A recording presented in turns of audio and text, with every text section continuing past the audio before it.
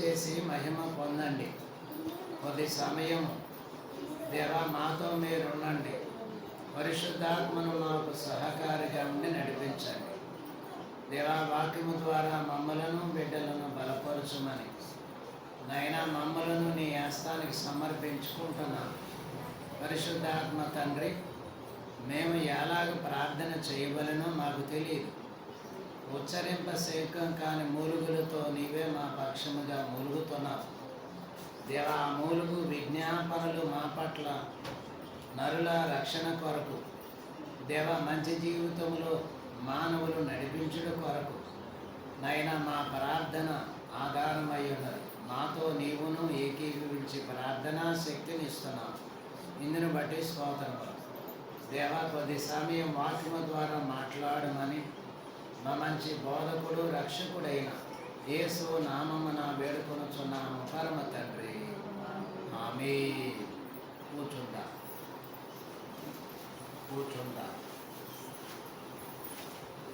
చిన్న వాక్యం చదువుకుందా. నిర్గమాకాండము 32 అధ్యాయము.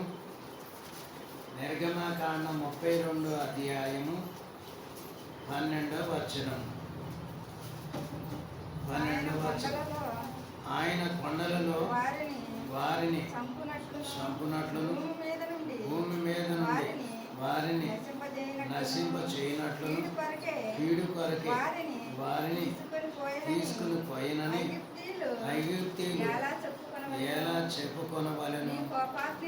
నీ కోపాగ్ని నుండి మళ్ళుకొని నీవు నీ ప్రజలకు ఈ కీడు చేయక దాని గూర్చి సంతాపపడుము.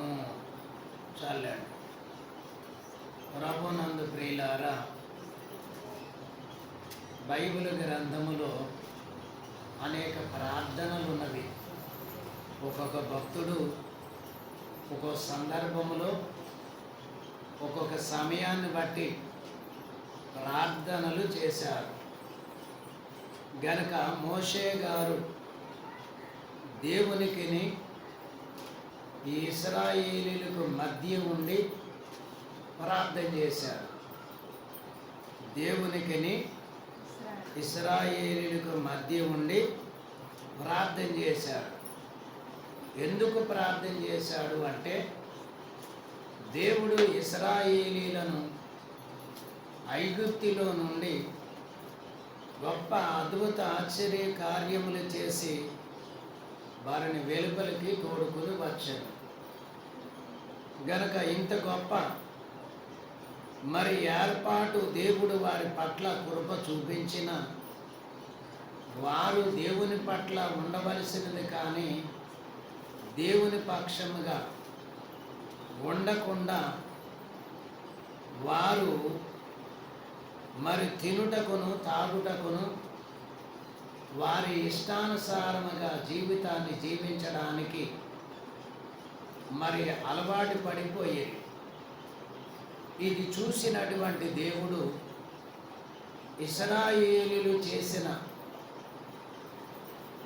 తప్పుకి పొరపాట్లకి దేవునికి కోపం వచ్చింది. దేవుని ఉగ్రత ఇశ్రాయేలీయుల మీద, దేవుడు తన ఉగ్రతను కోపమును ఇశ్రాయేలీయుల మీద కుమ్మరించవలసి ఉన్నప్పుడు మోషే దేవుని సన్నిధికి వెళ్ళి ప్రార్థన చేశాడు. గనక మనము బాగా గ్రహించినప్పుడు ఈ వచనములో ఆయన కొండలలో వారిని చంపునట్లును మోషే ఏమని ప్రార్థన చేస్తున్నాడు? దేవా, నీవు ఇశ్రాయేలీలను అరణ్యములోనికి తోడుకుని వచ్చి ఉన్నావు గనక చుట్టూ కొండలే ఉన్నవి. ఈ కొండల నడుమ ఇశ్రాయేలీలు మార్గాన్ని నడిచి వస్తున్నారు. గనక నడిచి వచ్చినటువంటి వెళుతున్న ఈ మార్గములో వారు చేసిన తప్పిదాలకి అనేకులు ఏమంటారు అంటే, దేవుడు ఈ అరణ్యము ఈ ఐగుప్తు దేశములో నుండి ఈ కొండల్లోనికి వారిని తీసుకుని వెళ్ళి చంపేశాడు అని అంటారు. అలాగంటే నీ నామానికి మరి కీర్తి రాదయ్యా, గనుక నీ నామానికి అవమానం వస్తుంది. ఆయన కొండల్లో వారిని చంపునట్లును భూమి మీద నుండి వారిని నశింప చేయనట్లును కీడు కొరకే వారిని తీసుకుని పోయినని ఐగుప్తీయులు చెప్పుకొందురు. గనక ఆ ఐగుప్తి దేశము నుండి విడుదల కలిగి వచ్చిన జనులు చేసిన పొరపాట్లకి దేవుని ఉగ్రత వారి మీదకి వస్తే మోషే గారు దేవునికిని ప్రజలకు మధ్యగా ఉండి ఇలా కొండల్లోనికి తీసుకుని వెళ్ళి వారిని మరి చంపివేశాను దేవుడు అని ఐగుప్తీయులు చెప్పుకుంటారు. అలా చెప్పుకోకుండా ఉండటానికి మరి మోషే దేవుని ఎదుట ప్రాధేయపడ్డాడు. అనగా శిక్ష ఉగ్రత, దేవుని ఉగ్రత ఇశ్రాయేలీల మీదకి కీడు రాకుండా మోషే ఏం చేస్తున్నాడు అంటే ప్రార్థన చేస్తున్నాడు. గనక ప్రార్థన చేస్తున్నాడు. ఇప్పుడు దేవునికిని లోకానికిని మధ్యలో మనం ఉన్నాం. ఎక్కడున్నాము? దేవునికిని లోకానికిని మధ్యలో మనం ఉన్నాం. గనక మనము సరిగా దేవుని పక్షముగా నడిస్తే దేవుడు మనల్ని నడిపిస్తాడు. సరిగా దేవుని పక్షముగా మనం ఉంటే దేవుడు మనల్ని కాపాడుతాడు. మనము సరిగా దేవుని పక్షముగా లేదనుకోండి, దేవుని ఉగ్రత వస్తుంది. ఆ దేవుని ఉగ్రత రావడమే కాకుండా లోకములో ఉన్నవారు ఏం చేస్తారు అంటే ఏళన చేస్తారు. గనక మీ దేవుడు మిమ్మల్ని కాపాడలేదా? మీ దేవుడు మిమ్మల్ని రక్షించలేదా? మరి మీ దేవుడు మీకు బాగు చేయలేదా? గనక ఇలాంటి మాటలు మాట్లాడతారు. ఈ మాట మాట్లాడినప్పుడు సమస్య ఎవరి దగ్గరికి వెళ్తుంది? దేవుడి దగ్గరికి వెళ్తుంది.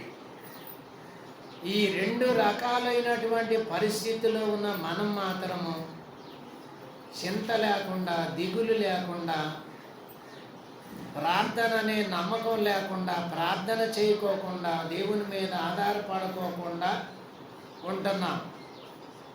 గనక ఒక ధరిని దేవుని ఉగ్రత వస్తుంది, ఒక ధరిని లోకములో ఉన్నటువంటి వారు కూడా చెలరేగుతున్నారు. ఇప్పుడు ఈ రెండు సమస్యల మధ్య మరి మనము జాగ్రత్త కలిగి ఉగ్రత తప్పించుకోవాలంటే ఏం చేయాలి? ప్రార్థన చేయాలి. మన పక్షంగా ప్రార్థన చేయటానికి, ఇశ్రాయేలీల పక్షాన ప్రార్థన చేయటానికి మోషే మరి దేవునికి ఇశ్రాయేలీల మధ్య నిలువబడి ఈ కోపాగ్ని వారి మీదకి రాకుండానట్లుగా ప్రజలకు ఈ కీడు చేయక దానిని గూర్చి సంతాపపడము. ప్రభా, ప్రజల మీదకి కీడు రాకుండా నువ్వు సంతాపపడు. ఒకవేళ కీడు వస్తేనేమో ఐగుప్తీయులు మరి చిన్నచూపు చూస్తారు. గనక వారు హేళన చేస్తారు. గనక వారికి చనువు ఇవ్వకుండా, వారికి అవకాశం ఇవ్వకుండా నీ బిడ్డలను నాశనం చేయొద్దు, కాపాడమని మోషే ప్రార్థన చేశారు. అలా యేసుక్రీస్తు ప్రభువు కూడా సర్వ మానవులను రక్షించడానికి ఆయన కూడా ఏం చేశాడు? ప్రార్థన చేశాడు. గనక మనము ప్రార్థన చేస్తేనే మన జీవితాలు బాగుంటాయి. ప్రార్థన చేస్తేనే మన బ్రతుకులు బాగుంటాయి. ప్రార్థన ద్వారానే మనకు ఆరోగ్యం వస్తుంది. ప్రార్థన ద్వారానే ఈ శత్రు శోధన తొలగుతుంది. ప్రార్థన ద్వారానే కీడు రాకుండా మేలును మనం అనుభవిస్తాం. కాబట్టి ప్రార్థన, మోషే గారు చేసిన ప్రార్థన ఏంటి అంటే, నీ ప్రజలను క్షమించుము. దేవుడు మోషేకు చేసిన ప్రార్థన, నీ ప్రజలను క్షమించుము. దేవా, ఈ తప్పు చేసిన ప్రజలను క్షమించుము.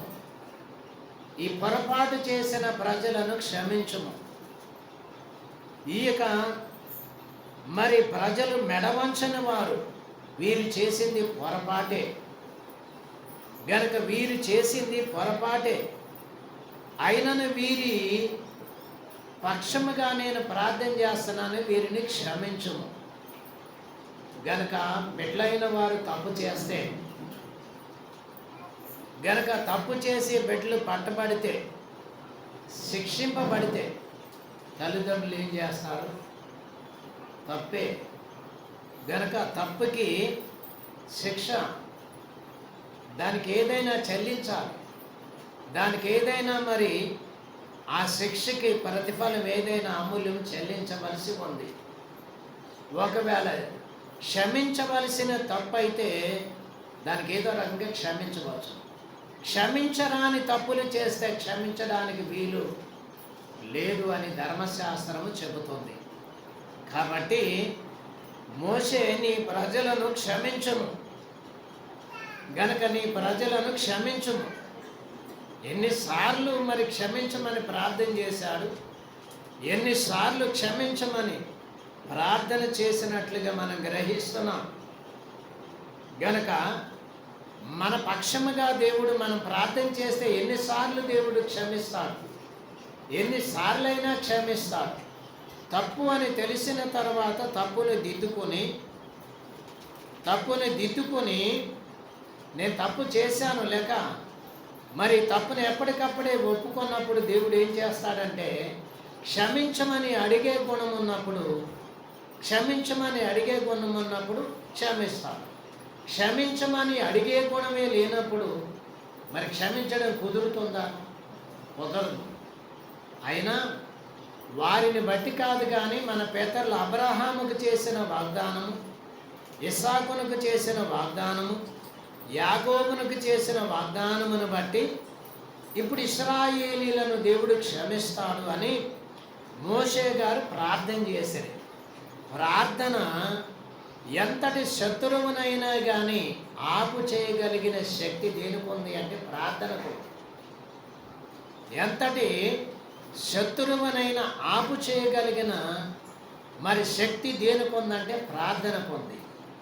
ఎంతటి బలహీనత అయినా పోగొట్టుకోవడానికి, తీసివేసుకొనడానికి మరి ప్రార్థనా శక్తి ద్వారా సాధ్యపడుతుంది.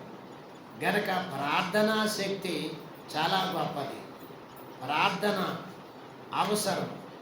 మోషే గారు క్షమించమని దేవునికి ప్రార్థన చేసినట్లుగా మరి ఒకటి మనము చేసిన అపరాధాలకి క్షమించమని ప్రార్థన చేయాలి. రెండవది మరి పక్షముగా తప్పులోనికి వెళుతున్న వారు, తప్పులు చేస్తున్న వారు గనక తప్పుదారిని వెళుతున్నటువంటి వారి కొరకు ఏం చేయాలి? తెలియక వెళ్తున్నారు ప్రభువా, తెలియక తప్పులు చేస్తున్నారు, తెలియక అపరాధాలు చేస్తున్నారు, తెలియక పొరపాట్లు చేస్తున్నారని వారి పక్షముగా దేవుని దగ్గర ప్రార్థన చేయాలి. గనక అలాగ ప్రార్థన చేసినప్పుడు దేవుడు వారిని క్షమిస్తాడు. అలాగే ప్రార్థన చేసిన వారిని కూడా ఏం చేస్తాడంటే దీవిస్తాడు. గనక ప్రార్థనా శక్తి కావాలి. మరి ఇంకొక వాక్యం చదువుతాం. నిర్గమకాండము 33వ అధ్యాయము 13వ వచనం. నీ సేవకులైన అబ్రహామును ఇస్సాకును ఇశ్రాయేలును జ్ఞాపకం చేసుకొని. నిర్గమకాండము 33వ అధ్యాయం 13వ వచనములో కాబట్టి నీ కటాక్షము నా ఎడల కలిగిన ఎడల నీ కటాక్షం నా ఎడల కలుగునట్లుగా దయచేసి నీ మార్గము నాకు తెలుపుము. గనక మోషే ఏమంటున్నాడు? గనక మరి నీ కటాక్షము, దేవుని యొక్క లక్షణం ఇది. దేవుని కటాక్షము మోషే గారు కాబట్టి నీ కటాక్షము నా ఎడల కలిగిన ఎడల, నీ కటాక్షము నా ఎడల కలుగునట్లుగా. మరి కటాక్షము, దేవుని కటాక్షము లేకపోతే మరి ఇంకేమి లేదు. కాబట్టి మోషే గారు దేవుని కటాక్షాన్ని గనుక మరి కోరుకుంటున్నాడు, అడుగుతున్నాడు. గనక కలిగిన ఎడల నీ కటాక్షము నా ఎడల కలుగునట్లుగా దయచేసి నీ కటాక్షము నాకు దయచేయి, నీ కృప నాకు దయచేయి. అదే కాకుండా నీ మార్గమును నాకు తెలుపుము. గనక నేను జీవించే మార్గము నాకు తెలుపుము, నేను బ్రతికే మార్గాన్ని నాకు చూపించు, నేను నడుస్తున్న మార్గములు నాకు దయచేయము. ఇలాగున దేవుని ఎదుట మోషే గారు దేవుని కటాక్షము కావాలి, నాకు దేవుని కటాక్షము నాకు అనుగ్రహించు, అదియును కాక నీ మార్గమును నాకు తెలుపుము. గనక మనం బ్రతికే మార్గము దేవుణ్ణి అడగాలి. ఏం చెయ్యాలి? మనం వెళ్ళే మార్గము దేవుణ్ణి అడగాలి, మనం వెళ్ళి వచ్చే మార్గాన్ని దేవుణ్ణి అడగాలి. గనక దేవుని అడిగినప్పుడు నీ మార్గము నాకు తెలుపుము. ఎవరి మార్గాన్ని వాళ్ళు, ఇశ్రాయేలు ఎవరి మార్గాన్ని వాళ్ళు తినడానికి తాగడానికి లేచారు, దేవుని ఉగ్రత వారి మీదకి వచ్చింది. గనక ఇక్కడ మరి నీ మార్గమును నాకు తెలియచేయము. దేవుడు ఇశ్రాయేలీలను నడిపించడానికి, అలాగే నాయకుడిగా ఉన్నటువంటి మోషే గారికి మరి దేవుడు మోషే గారు ఎంత కృప అనుగ్రహించినప్పటికీ నీ మార్గములు నాకు తెలుపుము. గనక నీ చిత్తాన్ని నాకు దయచేయము, నీ తలంపులు నాకు దయచేయము, నీ నడిపింపు నాకు దయచేయము, నీ యొక్క చిత్తము నాకు అనుగ్రహించము. గనక ఇది నాకు దయచేయమని మోషే గారు నీ మార్గము నాకు చూపించమని అడుగుతున్నాడు. రెండవది ఇశ్రాయేలీయులను క్షమించమని అడుగుట మొదటిది. రెండవది నీ మార్గమును నాకు తెలుపుము అని ప్రార్థించుట. గనక నీ మార్గము నాకు తెలియచేయమని దేవుని ఎదుట అడుగుట. మూడవదిగా సంఖ్యాకాండం 10వ అధ్యాయం 35-36 వచనాల్లో గనక ఏముంటుంది? దేవా మరలా రమ్ము అని సంఖ్యాకాండము 10వ అధ్యాయం 35-36 వచనాలు. ఆ మందసం మోషే యెహోవా లెమ్ము, నీ శత్రువులు ఏమైపోవాలంట? చదిరిపోవుదురుగాక. ఈ మాటలో చూస్తే మనం చాలా నేర్చుకోవలసినటువంటి పాఠాలు ఉన్నాయి. గనక దేవుడు తన భక్తులైన ఇశ్రాయేలీలకును అలాగే వారి జీవితంలో జరుగుతున్నటువంటి సంగతులను గూర్చి వ్రాయబడినటువంటి అంశములను మనం జాగ్రత్తగా గ్రహించిన మాటలు మనం చూస్తే 35వ వచనం, ఆ మందసము సాగినప్పుడు మోషే యెహోవా లెమ్ము, నీ శత్రువులు చెదిరిపోవుదురుగాక.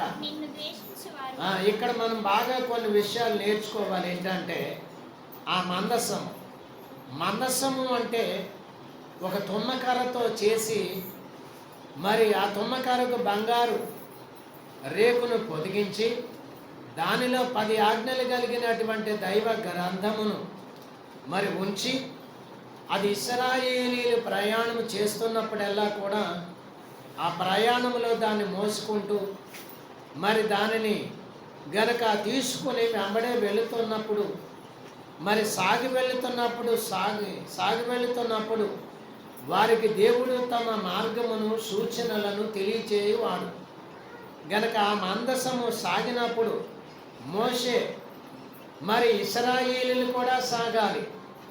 ఇశ్రాయేలీయులు సాగినప్పుడు మోషే ఏం చేస్తున్నాడు? ఆ మందను సాగినప్పుడు మోషే యెహోవా లెమ్ము.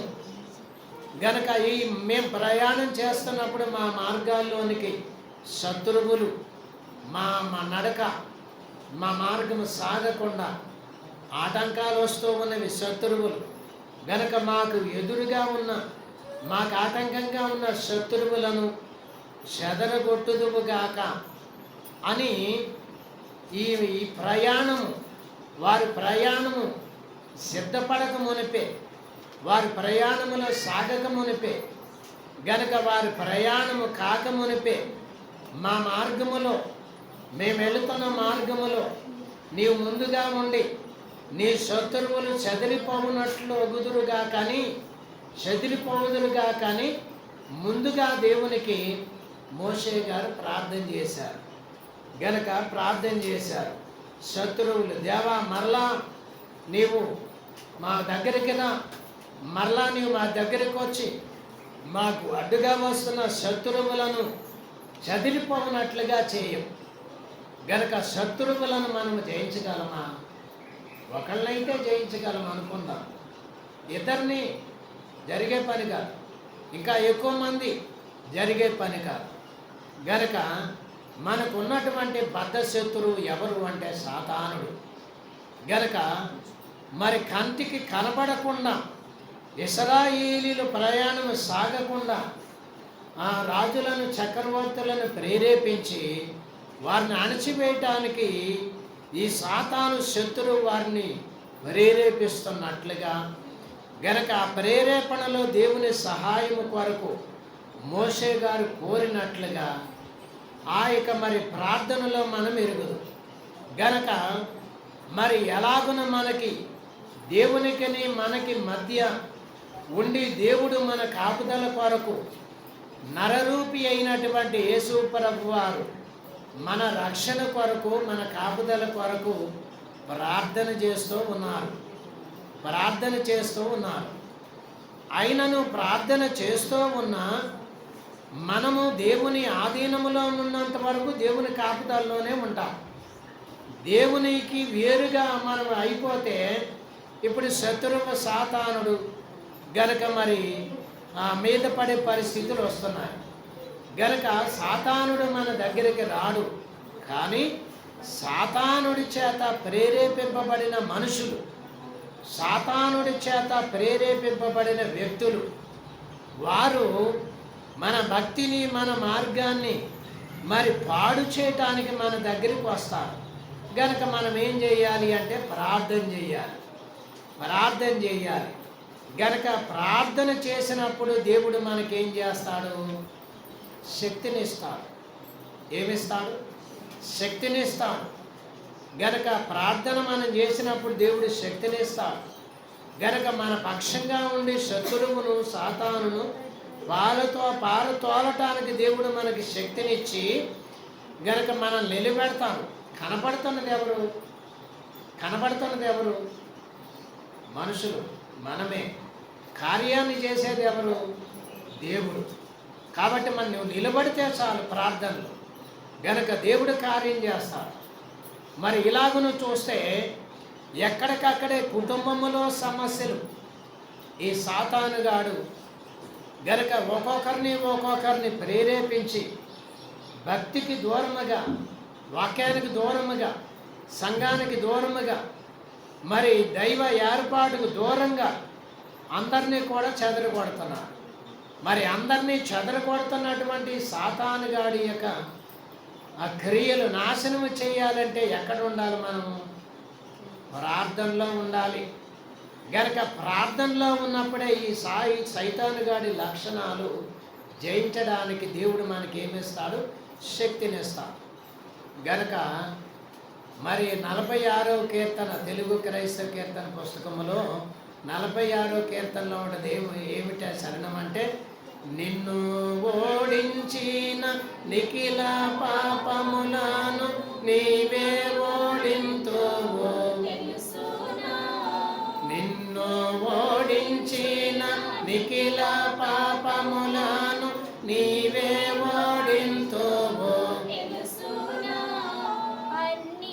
ఆటంకములు అవలీలాగా దాటి ఆవలకు చేరగవు తెలుసునా, అడ్డూరారెవరోనూ తెలుసునా, హాయిగానుందువో తెలుసునా.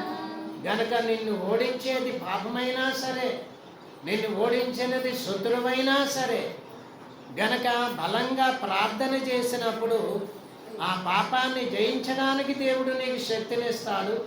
ఆ శత్రువును జయించడానికి నీకు శక్తినిస్తాడు. ఎన్ని ఆటంకములు ఉన్నాను ఎలాగంటండి, ఎలా దాటి వెళ్ళిపోతారంట? అవలీలగా, ఆయాసం లేకుండా, ఆ, ఆయాసం లేకుండా అవలీలగా దాటి ఏం చేస్తాడంటే అవలీలగా దేవుడు దాటించేస్తాడు. గనక అవలీలగా దేవుడి శ్రమల నుండి దాటించి వేస్తాడు. గనక కుటుంబాల్లో శ్రమ ఉంది, సంఘానికి వెలుపల శ్రమ ఉంది. ఇలాగ శ్రమలు ఉండటానికి కారణం ఏంటంటే సాతానుడు తెలియకుండా గనక మరి ఇలాగున అనేకమైనటువంటి శ్రమలు సంఘానికి విశ్వాసులకు గనక అన్నీ కూడా మరి దగ్గరికి ఒక మరి వల వేస్తే పక్షి దొరికినట్లుగా అన్ని చిక్కులు దగ్గరికి తీసుకువస్తున్నాడు సాతానుడు. గనక ఈ చిక్కులు పరిహారము కావాలి అంటే ప్రార్థన ద్వారా పరిహారము తప్ప మరి ఎవరు పరిహారము చేయలేరు. అలాగే నిన్ను ద్వేషించువారు నీ ఎదుట నుండి పారిపోవుదురుగాక యానెను. నిన్ను ద్వేషించువారు ఎవరు ద్వేషిస్తారంటండి? గనక నీవంటే ఇష్టము లేనివారు, నీ మాటలంటే ఇష్టము లేనివారు, నీ బ్రతుకంటే ఇష్టము లేనివారు గనక వారు ఏం చేస్తారంటండి? నిన్ను ద్వేషించువారు. గనక మందిరానికి వెళ్ళే వారిని ద్వేషించేవారు ఉన్నారు, ప్రార్థన చేసుకునే వారిని ద్వేషించేవారు ఉన్నారు. నిజానికి వారు ఎవరు మనుషులు ద్వేషింపడం లేదు. వారిలో ఉండి సాతానుడు గనక ఆ దూషణకరమైన మాటలు గనక మరి రక్షింపబడిన వారికి ఈ దూషణకరమైనటువంటి మాటలు వినిపిస్తున్నాడు. గనక ఎవరు పక్కవారు ఎప్పుడు చెడిపోవాలని ఎప్పుడు కోరుకోరు, పక్కవారు ఎప్పుడు నాశనం అవ్వాలని కోరుకోరు.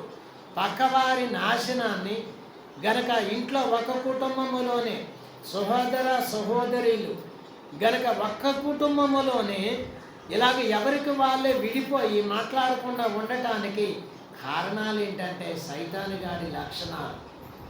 వ్యతిరేకంగా ఉండటానికి ఆ సైతాను గారి లక్షణాలు. మరి కన్నబిడ్డలే తల్లిదండ్రులు చంపుతున్నారంటే సైతాను గారి లక్షణాలు. కన్నబిడ్డలు మరి తోటి వారిని చంపుతున్నారంటే సైతాను గారి లక్షణాలు. ఇవేమి వారి సొంత ప్రయత్నాలు కాదు, సొంత లక్షణాలు కాదు. గనక వారిలో ఉన్నటువంటి క్రూరత్వము ఈ సైతాను గారు వారికి మరి దారపోసి వారి ఇష్టాన్ని నెరవేర్చుకోవడానికి ఆటంకాలుగా ఉన్న మరి ఆ లక్షణాలను వారికి వారే నెరవేర్చుకోవడానికి ఇలాంటి వాటికి పాటుపడుతున్నారు. నిజంగా మనిషి అన్నవాడు ఎవడన్నా అలా చేస్తారో చూడండి, ఎవడు చేయడు.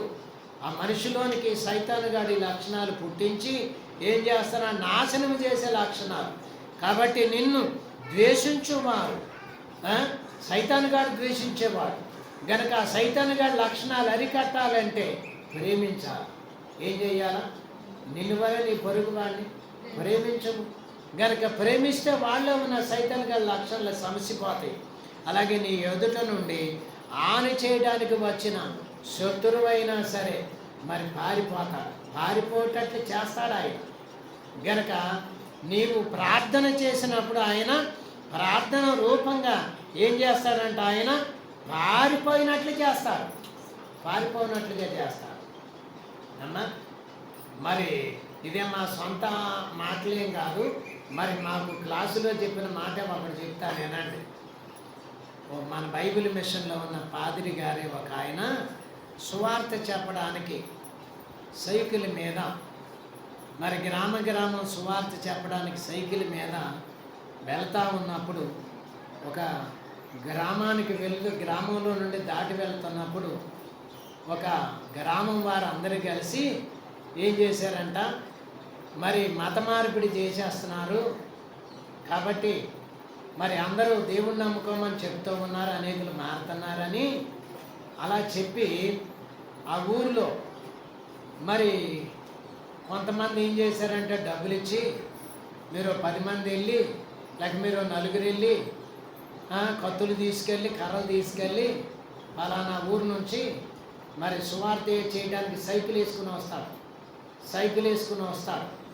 ఆ సైకిల్ వేసుకుని వస్తున్నటువంటి వ్యక్తిని మీరేం చేయాలి? ఊరు దాటగానే కర్రలతో కూడా చంపేయాలి. ఏం చేయాలా? ఊరు దాటగానే కర్రలతో కూడా చంపేయాలి అని వారితో ఒప్పందం చేసుకొని ఆ చంపేవారు కూడా కొంత డబ్బు తీసుకొని మరి కర్రలు మరి కత్తులు పట్టుకొని గనక మరి ఆదివారం పొద్దున్నే వస్తాడు, ఇలాగ చీకటి ఉండగానే వస్తాడు గనక ఆదివారం ఇంత టైంకి వస్తాడు, మళ్ళీ ఇంత టైంకి వెళ్ళిపోతాడని టైం కూడా వాళ్ళు గుర్తు చేసుకొని అలాగన ఆదివారం ఆరాధన, మరి ఆరాధనకి ఇంటికాడ నుంచి బయలుదేరాడు బాగా ఆరాధన, మరి సైకిల్ వేసుకొని అలాగా ఆ బ్యాగ్ తగిలించుకుంటూ పాటలు పాడుకుంటూ ఆ గ్రామంలోంచి దాటెళ్ళి సువార్త చేసుకున్నాడు. ముందు గ్రామానికి వెళ్ళి ఆదివారం ఆరాధన చేసుకున్నాడు. సాయంత్రం మరలా తిరిగి మరలా ఇంటికి వెళ్ళిపోయి అదే మార్గంలోనే ఇంటికి వచ్చేసాడు. ఈ చంపడానికి డబ్బులు తీసుకున్న శత్రువులు, కత్తులు పట్టుకుని వచ్చినటువంటి శత్రువులు చంపలేకపోయారు, అతన్ని చంపలేకపోగా మళ్ళా ఇంటికి వెళ్ళిపోయి అరే ఎందుకు చంపలేదురా, మరి ఈ మార్గం అంటే వచ్చాడు కదా, ఒక్కడిని చంపలేకపోయారు ఎంతమంది కలిపి అని డబ్బులు ఇచ్చిన వారు దండించి అడిగితే, ఏమండి నేను డబ్బులు తీసుకున్న మాట నిజమే, నేను చంపడానికి వెళ్ళిన మాట కూడా నిజమే, ఆయన తెల్లని బట్టలు వేసుకున్నాడు, మరి సైకిల్ తొక్కుతుంటూ వస్తున్నాడు గనక ఆయన సైకిల్ తొక్కుంటూ వెళ్తూ ఉంటే ఆయన వెనకాలంటండి ఆజానుబావులు తెల్లని వస్త్రాలు వేసుకుని ఆజానుబావులు ఆ పక్క కొంతమంది ఈ పక్క కొంతమంది నడిచి వెళ్తున్నారంట. ఏమయ్యా వాళ్ళు కనుక కొడితే మా జీవితంలో మళ్ళీ ఇప్పుడు లేనము, అంతంత పెద్దవారు గొప్పవారు వాళ్ళు అంత తెల్లని వస్త్రాలు వేసుకుని ఆ పక్క కొంతమంది ఈ పక్క కొంతమంది నడిచి వెళ్తాం వలన వాళ్ళని చూసి భయం వేసి చంపడం కుదరకు వచ్చేసామన్నాడు. అమ్మా చంపడం కుదరకు వచ్చేసామన్నాడు. ఆయన ఎవరు కాదు, మన కర్ణాటక కూడా వచ్చి పనిచేశాడు విశ్వాసరావు అని, మీకు కూడా తెలిసి మీరు కూడా చూశారు అమ్మా. ఇప్పుడు ఇక్కడ ప్రార్థన చేసేవారి దగ్గరికి మరి ద్వేషించేవారు నీ ఎదుట నుండి పారిపోవుదురు కాక. ఎవరు పారిపోతాడు వాళ్ళని? మనం ఎవరు పారిపోవట్లేదు. ప్రార్థనలో ఉంటే దేవుడు పారిపోడతాడు, ప్రార్థనలో ఉంటే దేవుడి శక్తి వారిని పారిపోడతాడు. 36వ వచనం, అది నిలిచినప్పుడు అతడు యెహోవా ఇశ్రాయేలు వేవేల మధ్యకు మరలా రమ్మెనను. చూడండి, వేవేల మంది వేల మంది ప్రజల సంఘములోనికి మరలా నీవు రాయ్యా, మరలా నీవు రా గనక మరలా నీవు రాని ఈ కార్యాలు జరగాలంటే నువ్వు వస్తే సంఘంలో పని జరుగుతాయి, నీవు వస్తే మార్గంలో ఇలాంటి పనులు జరుగుతాయి. నువ్వు రమ్మని మోషే గారు ఏం చేశారంటే, దేవా మరలా నీవు మా మధ్యకి రాయ్యా, మరలా నీవు మా మధ్యకి రా, మరలా నీవు మాతో పాటు ఉండు, నువ్వు మరలా మాతో పాటు రా. ఇలా ప్రార్థన చేసినప్పుడు ఆ ఖచ్చితమైనటువంటి ఏర్పాటు మనిషికి మరి ప్రార్థన ద్వారా నెరవేర్పనున్నది మనం చూస్తాం. గనక ప్రార్థన ద్వారానే ఏమొస్తుంది? అప్పులు తీరతాయి అన్నా. ప్రార్థన ద్వారానే. వాళ్ళు ఎవరో ప్రార్థన చేస్తారు, నేను ప్రార్థన చేయకపోతే పర్వాలేదంటే అది జీవితం కాదు. గనక వాళ్ళు ఎవరో పాటలు పాడుతున్నారు, వాళ్ళు ఎవరో వాక్యం చదువుతున్నారంటే అలా దాంట్లో ఏకీపించంటే నేను వీళ్ళు వెళ్ళిపోతుంటే నీ వదిలి అక్కడే ఉంటుంది. నువ్వు ప్రార్థన చేసుకుంటే నిన్ను ముందరికి నడిపిస్తాడు దేవుడు. నువ్వు ప్రార్థన చేసుకుంటే దేవుడు నేను చదవడానికి పాడడానికి నడిపిస్తాడు దేవుడు. ప్రార్థన చేయాలి, ప్రార్థన ద్వారా దేవుడు శక్తిని ఇస్తాడు. అది కావాలి కదా మనిషికి. సరే, మూడవదిగా చూస్తే సంఖ్యాకాండం 11వ అధ్యాయం 11 నుండి 17వ వచనం వరకు చూస్తే ఇశ్రాయేలీలు కాగా మోషే యెహోవాతో ఇట్లా నేను నీవేళ నీ సేవకుని బాధించితివి, నీ కటాక్షం రానియక ఈ జనులందరి భారమును నా మీద పెట్టనేలా నేనే నీ సర్వజనమును గరించితినా, నేనే వీరిని కంటినా పాలిచ్చి పెంచడి తండ్రి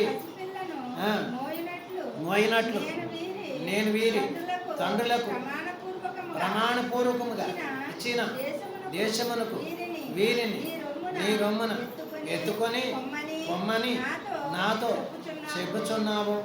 గనక ఈ వచనం 11వ వచనం 17వ వచనం వరకు నిదానంగా బాగా చదువుకోండి, నిదానంగా. ఇక్కడ ఏంటంటే ఇశ్రాయేలీలను నడిపించు శక్తి దయచేయము. దేవునికి మోషే గారు చేసిన ప్రార్థన, ఇశ్రాయేలీలను నేను నడిపించాలి, ఇశ్రాయేలీలను నేను నడిపించాలి. గనుక నడిపించాలంటే నాకేం కావాలి? శక్తి కావాలి, శక్తి కావాలి అని మోషే దేవుని ఎదుట ప్రార్థన చేస్తున్నాడు. గనుక ప్రార్థన చేస్తున్నాడు. దేవుని శక్తి లేకుండా ఎవరు ఏం చేయలేరు. దేవుని శక్తి లేకుండా ఎవరే పని చేసినా కానీ అది పని ఫలితం రాదు. దేవుని శక్తి ఎందుకు చూశారు? చాలా గొప్పది. గనక ప్రార్థన ద్వారా నీవు నాకు సహాయం చెయ్యి. గనక ప్రార్థన ద్వారా నీవు నాకు శక్తిని దయచేయి. ప్రార్థన ద్వారా ఈ పని నేను చేయలేకపోతున్నాను దేవా, ఈ పని చేయటానికి నాకు శక్తిని, ఈ మార్గాన్ని వెళ్ళటానికి నాకు శక్తిని దయచేయి, ఈ పని కలిగి ఉండటానికి నాకు శక్తిని దయచేయమని దేవునికి ఏం చేయాలా? ప్రార్థన చేయాలి. గనక ఇశ్రాయేలీలను నడిపించుటకు దేవా నాకు శక్తిని దయచేయి.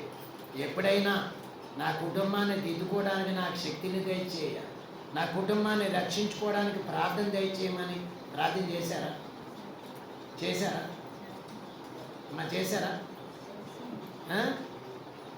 సమయం వచ్చింది కాబట్టి చేస్తున్నామని మరి అనుకుంటున్నాము, కానీ చేస్తున్నారా లేదని ఖచ్చితంగా అయితే అలాగ మోషే ఇశ్రాయేలీలను నేను నడిపించగా నాకు శక్తి దయచేయమని దేవుడు మోషే అడిగినప్పుడు దేవుడు కావలసినంత శక్తిని ఇచ్చాడు. ఇప్పుడు మన దగ్గరికి వస్తే మరి ప్రార్థన చేస్తున్నాము అంటే మరి కుటుంబమును నడిపించుకోవడానికి శక్తి కావాలి, కుటుంబాన్ని రక్షించుకోవాలంటే శక్తి కావాలి. మరి అంత శక్తివంతమైన ప్రార్థన చేస్తున్నాం మనం? చూడండి, అంత శక్తివంతమైన ప్రార్థన చేస్తున్నారా? అంత శక్తివంతమైన మరి మోషే గారు ఏమో నేను కన్నానా? వాళ్ళేమో నేను కన్నానా? నేనేం కనలేదే, నాకెందుకు చెప్పు ఈ గొడవంతా అని అంటున్నాడు. అయినా వాళ్ళు తిరుగుబాటుదారులు, అయినా వారి మాట వినని వారు, అయినా వారు యొక్క క్రియలను బట్టి, వారి పనిని బట్టి, వారి యొక్క విశ్వాసమును బట్టి మోసే విసిగిపోయి నాకు శక్తిని దయచేయ, గనక నాకు బలాన్ని దయచేయమని ఇశ్రాయేలీలను నడిపించుటకు నాకు శక్తి దయచేయ. గనక ఇంకెవరు ప్రార్థన చేశారండి బైబిల్లో అంటే మరి యెహోషువ ప్రార్థన చేశాడు. ఏమని? నేనును నా ఇంటి వారును నీతి సూర్యుని గొలుతం. నేనును నా ఇంటి వారు, మీరు ఎవరిని కొలిస్తే నాకెందుకు? నేను నా ఇంటి వారు నీతి సూర్యుడైన యెహోవాను మాత్రమే కొలుస్తాం, ప్రార్థన చేస్తాం. గనక ఇంత దృఢముగా, ఇంత నమ్మకం కలిగి మరి యెహోషువ ఈ మాట చెప్పడానికి ఎంత ఆసక్తి కలిగి ప్రార్థన చేశాడు.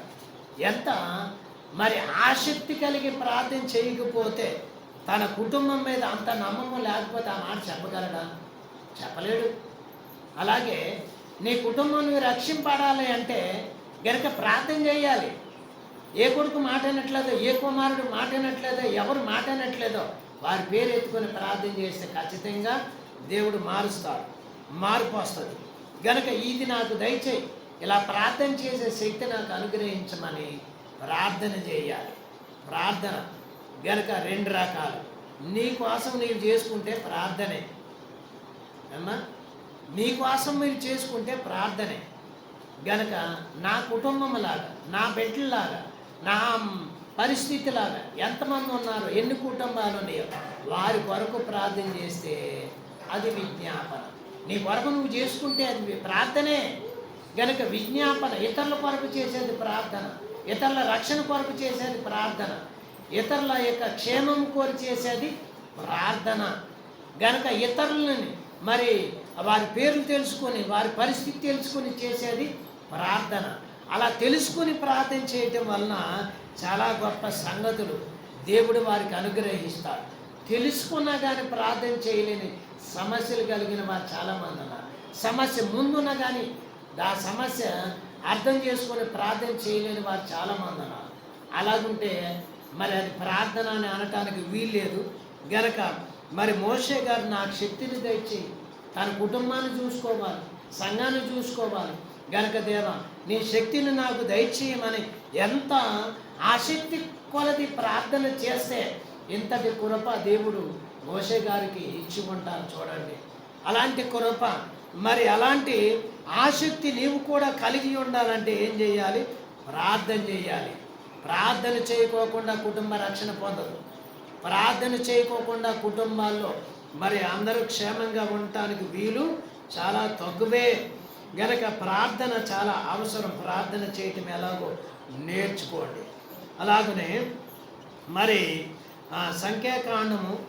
సంఖ్యాకాండం 12వ అధ్యాయం 13వ వచనం, దేవా మిరియామును స్వస్థపరచుము. గనక కొన్నిసార్లు మనలో మన వాళ్ళనే చూసుకుంటే మరి బంధువులను గనక రోజు మాట్లాడేవారే, రోజు కనపడితే మాట్లాడేవారే, తేడా వస్తే వాళ్ళతో మాట్లాడు. కారణం ఏంటంటారు అన్న? పొద్దున వెళ్తే వాళ్ళ మొహం మీరు చూడాలి, మీరు మీ మొహం వారు చూడాలి. మరి ఏదైనా కాని తలంపు, కాని మాట ఏదైనా వచ్చింది అనుకోండి, మరి వాళ్ళని మాట్లాడించకుండా డైరెక్ట్గా వాళ్ళ ఇంట్లోకి వెళ్తారా?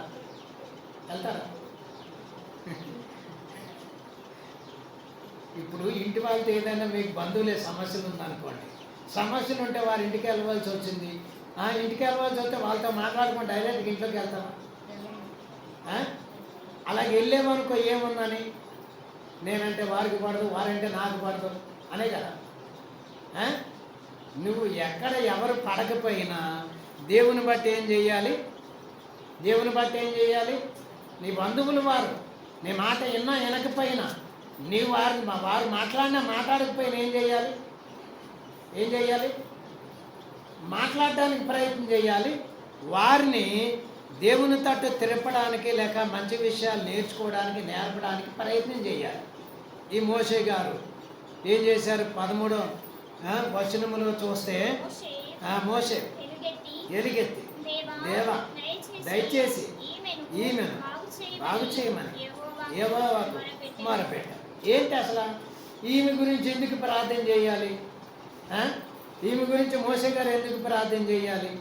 గనక 12వ మొదటి వచనంలోకి వచ్చేసరికి కూషు దేశపు స్త్రీని వివాహం చేసుకుంటారు.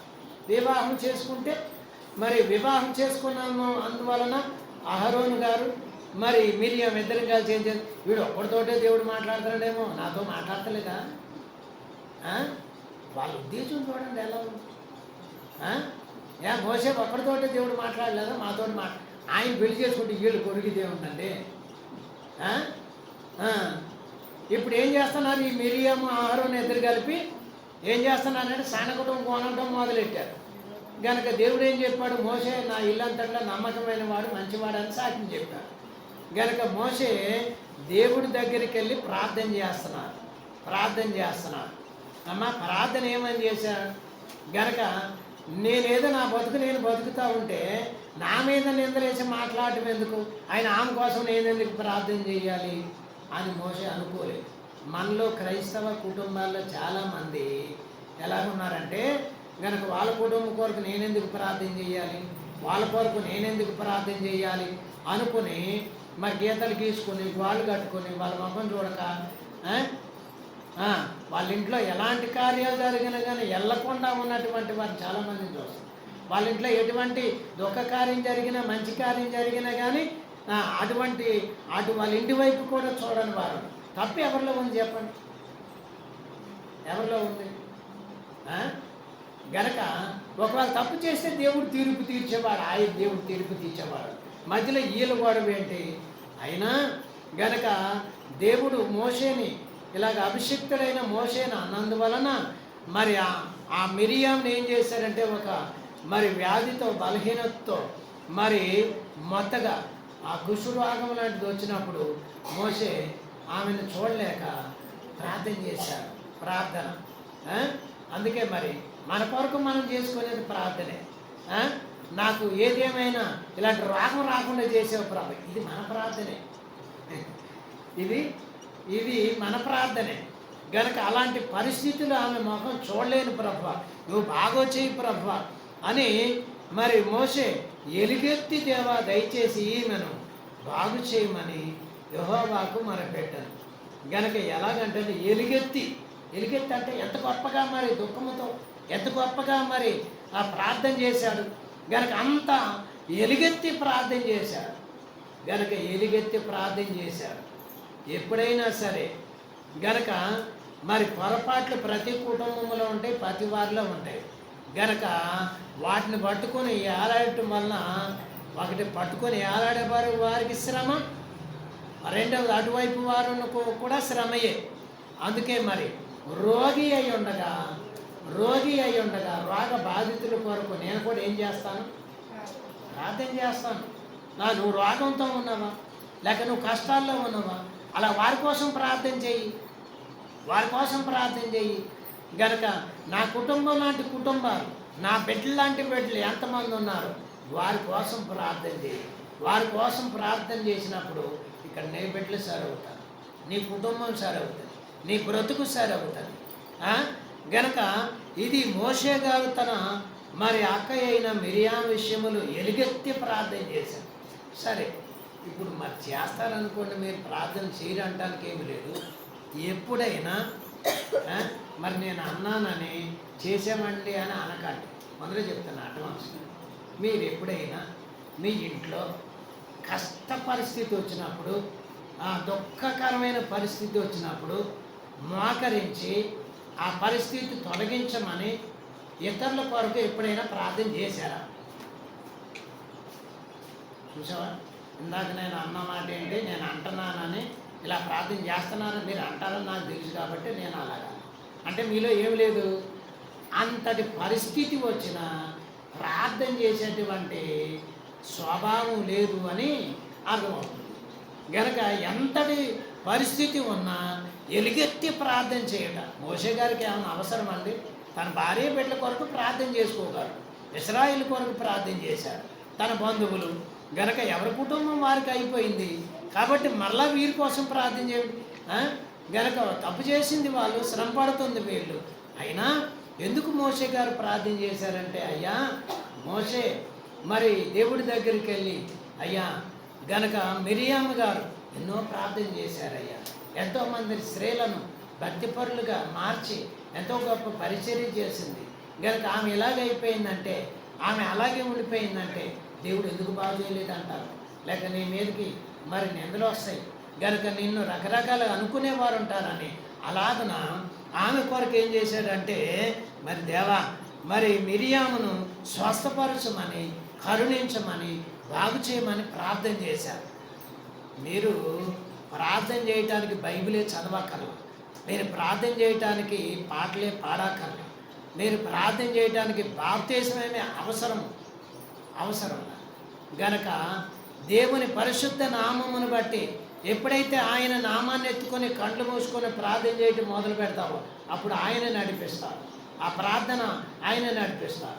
ఎప్పుడైతే ఆ బాగు చేయడానికి, బాగుపడడానికి ఆ వ్యక్తి కొరకు నువ్వు ప్రయాసపడుతున్నావో దేవుడు కూడా ప్రార్థన అంశాన్ని ఏం చేస్తాడు? నెరవేర్పిస్తాడు, స్వస్థత ఇస్తాడు. కాబట్టి ఇది చాలా మంచి విషయం. ఇది మరి చాలా గొప్ప సంగతులు. గనక ఇవి మన కుటుంబాన్ని మనం కట్టుకోవాలంటే మనల్ని మనం ఏం చేయాలి? సరి చేసుకోవాలి. మన ఎదుటి వారు అందరి కొరకు ప్రార్థన చేయాలి. మన కొరకు చేసుకునేది ప్రార్థన, ఇతరుల కొరకు చేసేది విజ్ఞాపన. మరి ఒక అంశాన్ని చూద్దాం. అలాగే సంఖ్యాకాండం 14వ అధ్యాయము 13 నుండి 19వ వచనం వరకు చూస్తే, అమ్మ ఇశ్రాయేలీలు మరి దోషులైపోయిరి గనుక వారి దోషములను క్షమించము. ఒకసారా, రెండుసార్లు వారి దోషులైపోవటం, దేవునికి విరోధులైపోవటం ఒకసారా, రెండుసార్లు అంటే చాలాసార్లు దేవునికి విరోధంగా తప్పిపోతూనే ఉన్నారు, దోషులు అవుతూనే ఉన్నారు.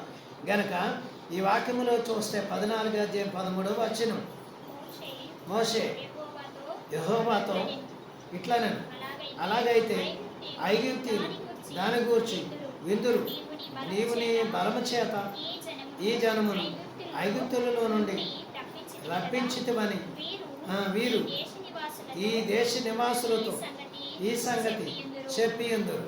యెహోవా అను నీవు ఈ ప్రజల మధ్యన ఉన్నావనియు, యెహోవాను నీవు ముఖాముఖిగా కనబడిన వాడవనియు, నీ మేఘము వారి మీద నిలుచుచున్నదనియు, నీవు పగలు మేఘస్తంభములను రాత్రి అగ్నిస్తంభములను వారి ముందర నడుచుచున్నవని వారు విని ఉన్నారు కదా.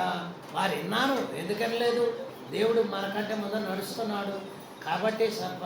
ఎర్ర సముద్రం లాంటి పొంగిపోయే సముద్రాలన్నీ ఏం చేస్తున్నాయి, విడిపోతున్నాయి. కొండలన్నీ చదునవుతున్నాయి, మంచి దారిగా ఏర్పడుతూ ఉంది. ముందు దేవుడు వెళ్తే మార్గాన్ని అంతటిని కూడా సరిచేసి మరి శుభ్రం చేస్తున్నాడు.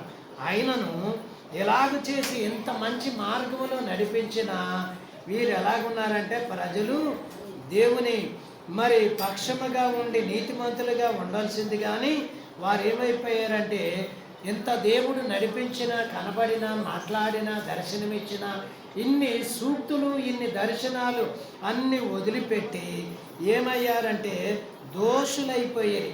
గనక దోషులైపోయినందువలన వారిని క్షమించుము అని మరి ఏం చేస్తున్నాడు ఆయన. 19వ వచనం 1 ఐగుప్తులో నుండి వచ్చినది మొదలుకొని ఇది వరకు నీవు ఈ ప్రజల దోషమును పరిహరించి ఉన్నట్లు నీ కృపాతిశయమును బట్టి ఈ ప్రజల దోషమును దయచేసి క్షమించమని యెహోవాతో చెప్పగా. ఇప్పుడు అనేక సార్లు చేశారు, అనేక సార్లు ప్రార్థన చేస్తూనే ఉన్నారు. కానీ ఇక్కడైతే నీ ప్రజలు ఏం చేశారు, నీ ప్రజల దోషమును దయచేసి క్షమించమని యెహోవాతో చెప్పగా, దేవునితో చెప్పగా, వీరి దోషములు క్షమించము. గనక వీరి దోషములు మరి ఎప్పటికప్పుడే కూడా దేవునికి అడ్డుగా వస్తున్నాయి, వీరి భక్తి మార్గాన్ని చెడగొడుతున్నాయి. అయినను వీరు గనక మరి మంచి మార్గములో నడవలసిన వారు ఉండి వారు దోషులైరి, అయినా వీరు దోషములను క్షమించము. గనక క్షమించము. మరి దోషులకి క్షమించమనే మాట మరి మనం పాటలో పాడతాం చూడండి. గనక మరి యేసుక్రీస్తు ప్రభు యొక్క మరి సిలువ యొక్క మరి శ్రమలను, పాపాలను ఒప్పుకొని ఏం చేయాలి, దోషులకి క్షమించమని ఒప్పుకోవాలి. గనక ఒప్పుకుంటే ఏం చేస్తాడు ఆయన, క్షమిస్తాడు. గనక క్షమించి ఏం చేస్తాడు ఆయన, దీవిస్తాడు. గనక దీవించిన ఆయనే మరి కాపాడతాడు. మరి తెలుగు క్రైస్తవ కీర్తన పుస్తకములో 77వ కీర్తన 3వ శరణం. దేవారాజా త్రోలమై తేజరెల్లుదాము చేసిన పాపములన్నీ చెప్పి వేయుదాము. దోషములు క్షమించు మనుచు దోషిలోకి వేడుదాము. దోషిలోకి వేడుదాము. దోషిలోకి వేడుదాము. దేవారాజా పుత్రులమై అమ్మా ఏం చేయాలంట, వాక్యానికి విరోధముగా, దేవునికి విరోధముగా, సన్నిధికి విరోధముగా చేసిన ఏవైనా దోషములని కనిపిస్తేనంట ఏం చేయాలి, దోషులకి ఏం చేయాలి, నా దోషములు క్షమించు, నా అపరాధములు క్షమించు అని ఎవరు పాపం చేస్తే వాళ్ళు అడగాలి. గనక పాపం చేసిన వాళ్ళు బాగానే ఉన్నారు, ఆ దోషాలు చేసిన వాళ్ళు బాగానే ఉన్నారు. ఇక్కడ మోసే ఏం చేస్తున్నారు, వారు చేసిన దోషములు ఏం చేయాలి, క్షమించమని దోషిలోకి దేవుని ఎదుట మరి అడుగుతూ ఉన్నాడు. అలాగా గనక నీవు మరి గొప్పగా దేవుని ఎదుట ప్రార్థన చేసి, విజ్ఞాపన చేసి, గనక పాప క్షమాపణ నిమిత్తము క్షమించమని, గనక ఎవరైనా తప్పు చేస్తే క్షమించమని ప్రార్థన చేసి, దేవా వారు తప్పు చేశారు క్షమించు, వారు అపరాధం చేశారు క్షమించు, వారు అన్యాయం చేశారు క్షమించు, వారి దగ్గరికి వెళ్ళక్కర్లా, గనక వారి దగ్గరికి వెళ్ళి చెప్పక్కర్లా, ఇక్కడే ఉండి ప్రార్థన చేస్తే దేవుడు ఏమన్నాడు, క్షమించువాడై ఉన్నాడు. గనక దేవుడు క్షమించువాడై ఉన్నాడు. నీ కంటికి కనపడకుండా నీ మీదకి సాతానుడు ఉసిగొలుపుతున్నాడు. నీ కొడుకుని, నీ కూతుర్ని, నీ బంధువులను, నీ స్నేహితులను గనక ఉసిగొలుపుతున్నాడు. గనక మాట్లాడేది ఎవరు? బంధువులే, బిడ్డలే. గనక వెనక ఉన్నది ఎవరు? సాతానుడు. ఆ సాతాను శక్తిని ఓడించాలి అంటే దేవుని శక్తి కావాలి. దేవుని శక్తి కావాలంటే దేవుని సన్నిధిలో ఉండాలి. దేవుని సన్నిధిలో ఉంటే దేవుడి శక్తిని ఇస్తాడు, దేవుడు బలాన్ని ఇస్తాడు. గనక దేవుడు ఏం చేస్తాడు? మరి బలాన్ని ఇస్తాడు, శక్తిని ఇస్తాడు, ఆత్మశక్తిని ఇస్తాడు. గనక బిడ్డలందరూ కుటుంబం అంతా కూడా మరి సునాయాసముగా, సురక్షితముగా మంచి ఏర్పాట్లో జీవించవచ్చు. ఇలా జీవించడానికి దేవుడు చాలా అవకాశాలు కలిగించాడు. ప్రార్థన ద్వారా కుటుంబ రక్షణ, ప్రార్థన ద్వారానే గనక మరి సమస్తము సమకూడిపడతాయి. చిన్నదే కదా ప్రార్థన చేయకుండా దొరుకుద్ది అని అంటే ఏది కూడా చిన్నదైనా సరే ప్రార్థన చేయకుండా దొరకదు, రాదు. గనక చిన్నదైనా పెద్దదైనా ఏం చేయాలి? ప్రార్థన చేయాలి. మరి కుటుంబాల రక్షణ పెద్దదే, ప్రార్థన చేయాలి. కుటుంబాల క్షేమం పెద్దదే, ప్రార్థన చేయాలి. వారికి వెనక ఉన్న శత్రువు గనక వాడు మరి పెడుతున్న ఆటంకాలన్నిటినీ జయించాలంటే ప్రార్థన చేయాలి. గనక ప్రార్థన చేస్తేనే జయిస్తాం. ప్రార్థన చేస్తేనే మరి బలము దేవుడి దగ్గర శక్తి అందుకుంటావు, జయిస్తావు. గనక ప్రార్థన చేసి అట్టి ధన్యత, జయించే శక్తి మీరు పొందుకోవాలని మీకు ప్రభువు నామమున ఇట్టి దీవెన మీకు అనుగ్రహించును గాక. ఆమేన్. పరిశుద్ధుడైన మా తండ్రి, వందనములు, స్తోత్రములు. దేవా, నీ యొక్క మహాకృపను బట్టి, నీ యొక్క మహా ఏర్పాటును బట్టి దేవా, మేము పాపాన్ని జయించాలి, ప్రార్థన. రోగాలను నైనా మరి స్వస్థత పొందాలి, ప్రార్థన. శత్రువులు జయించాలి, ప్రార్థన. దేవా, మరి ఇటు శక్తి నీ దగ్గరే ఉన్నది గనక నాయన నీ శక్తినిచ్చి నాయన ప్రతి ఒక్కరిని బలపరిచి ప్రార్థనా పరులుగా, ప్రార్థనా యోధులుగా తయారు చేయమని నీ హస్తానికి సమర్పిస్తూ యేసు నామమున వేడుకొనుచున్నాం పరమ తండ్రి. ఆమేన్.